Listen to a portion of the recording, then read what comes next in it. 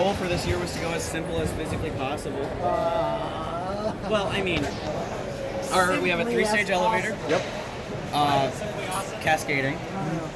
We don't need 3 stages, but we have it. We have this wristing motor. Our ball intake is pretty cool because it's the ball comes in here, and the pressure from this plastic holds it in. We have a slight feed forward on the wheels.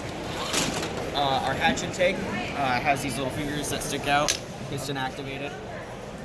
Your arm, where is it? Okay, there. Yeah, so just connected there. Like that. Got a mini sim on there because we burnt out too many 775s. Oh boy. 2 sims on our elevator.